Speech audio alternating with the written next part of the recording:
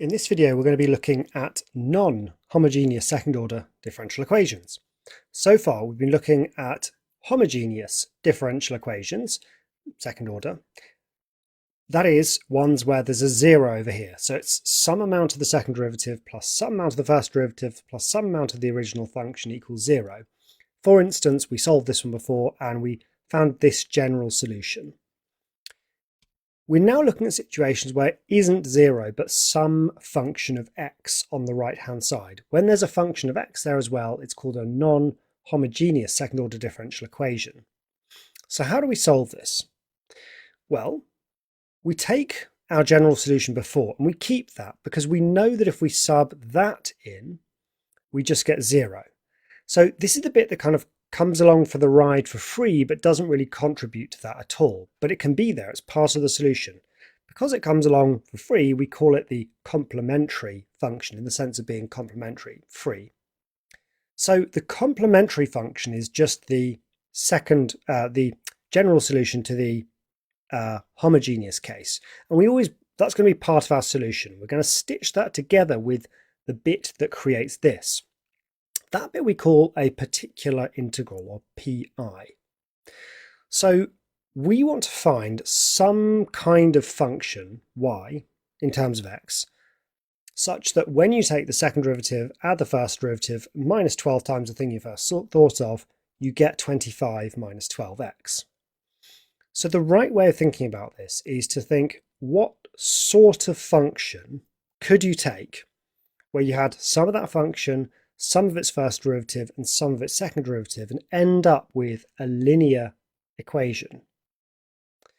Well, if you run through what things it could be, well, it's probably not going to be trig, for example, because no amount of trig differentiation ever gives you straight lines. No amount of exponential differentiation gives you straight lines. Could it be quadratic? Well, the first derivative of a quadratic equation is linear, and the second derivative is constant, but you'd still have 12 times a quadratic, and you'd still have quadratic stuff, so it can't be quadratic.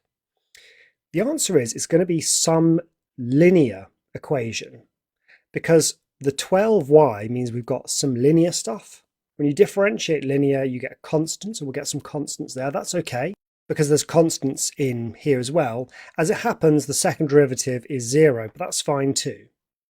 So if you've got a linear term here, you're essentially going to be guessing a linear term for your particular integral and then figuring out the terms. So here's how we do it.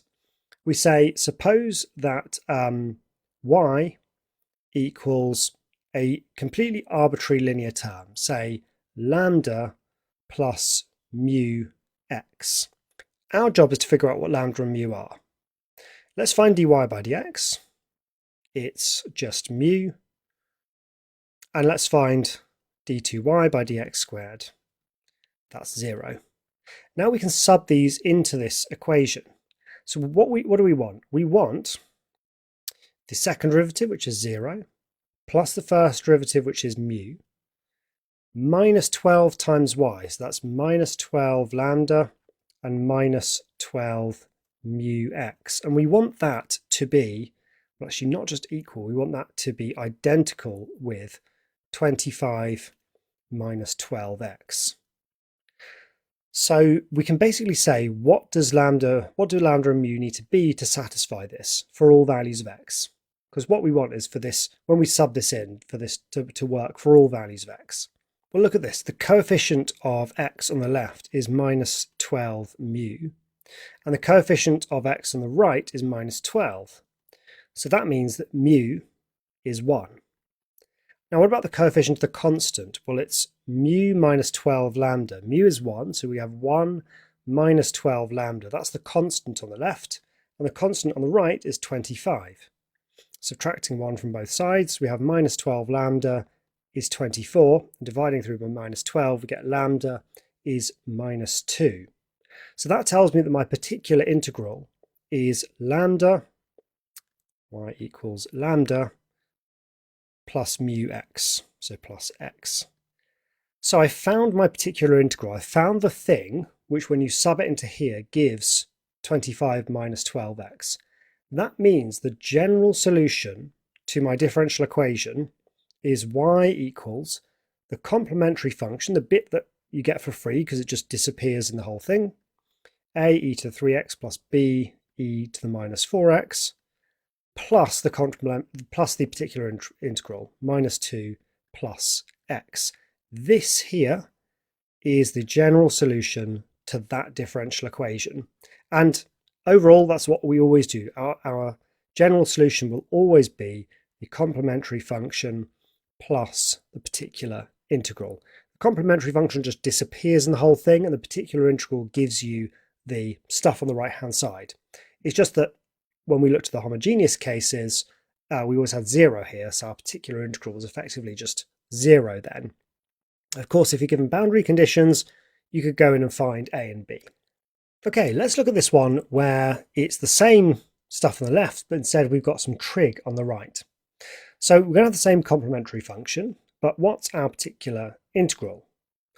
Well, we're asking ourselves the same question as before, which is what sort of function will differentiate to a bunch of sines and coses? Well, it's just sines and coses, right? You couldn't have a quadratic and then take that quadratic, differentiate again, combine them in a clever way and end up with trig. The only thing that will give you sines and coses is sines and coses. And even more particularly, you're going to need sines and coses of 3x. So my guess here, the guess of my form, is going to be y equals some amount of cos 3x plus some amount mu of sine 3x. And by differentiating twice, subbing in and comparing coefficients, we'll figure out what lambda and mu are. So let's differentiate.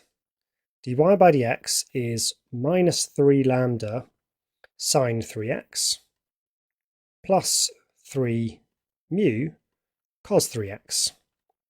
And then the second derivative, d2y by dx squared, we get minus 9 lambda cos 3x minus 9 mu sine 3x. So let's sub these into this equation here. So it's d2y by dx squared, so minus 9 lambda cos 3x minus 9 mu sine 3x. Now plus the first derivative, so that is minus 3 lambda sine 3x plus 3 mu cos 3x. Then it's minus 12 times the original function, so minus 12 lambda cos 3x minus 12 mu sine 3x. And this needs to be identical with 27 cos 3x minus 39 sine 3x. Okay, it looks like a big mess, but it's quite easy to just keep track of coefficients of cos and sine. So how many cos 3x's do we have on the left? Well, it's minus 9 lambda, then it's plus 3 mu, then it's minus 12 lambda. And that needs to be equal to 27, because that's how many cos 3x's I've got on the right. Neatened up a bit, what do I actually have? I have minus 21 lambda plus 3 mu equals 27. We'll do the same thing now for the sine x's. So how many sine x's on sine 3x's on the left? It's minus 9 mu, then it's minus 3 lambda, and then it's minus 12 mu. And all of that needs to be equal to the minus 39 there. So neatened up a bit, we've got minus 3 lambda minus 21 mu equals minus 39. You can solve these however you like, but I would encourage you to just use a calculator. Minus 21 lambda plus 3 mu equals 27, minus 3 lambda minus 21 mu equals 30 minus 39. And we're getting lambda is minus 1 and mu equals 2. Okay, you don't always get such nice numbers, but hey, I wrote the question. So that means our general solution is just the complementary function plus this particular integral. So that is y equals the complementary function a e to the 3x plus b e to the minus 4x. Now it's lambda cos 3x, that's minus 1 cos 3x, and then it's plus mu, so that's plus 2 sine 3x. So this is our general solution to the differential equation, which if we were given some boundary conditions, we could work out a and b, but that is the general solution to this one here. So let's just generalize a bit. If you have a non-homogeneous second order differential equation with some function of x, f of x on the right, what do you guess? Well, if f of x is just a constant, like 5, you would just guess a constant lambda and you'd find lambda. If it's linear, like our first example, you guess, like for example 3x minus 2, you guess a general linear, lambda plus mu x. If it's quadratic, like x squared plus 7, you guess a general quadratic. Importantly, it doesn't matter, even if there are no x's, you still have some x here. Even if there are no constants, you still have a constant here, because constants and x's emerge through differentiation of the squared term. So you've got to go for the whole thing here. What I mean is you need some constants, some x and some mu in your guess. If it's exponential, like 4e to the alpha x, you just guess lambda e to the alpha x. And if it's trig, here's an important one, whether it's sines or causes or a mixture of sines and causes, you always guess a mixture of sines and causes. You just make sure the subject, the bx here, beta x, is the same as the subject here. Okay, so that's given a framework for how we solve these. In the next video, we're just going to be practicing that more. So see you there.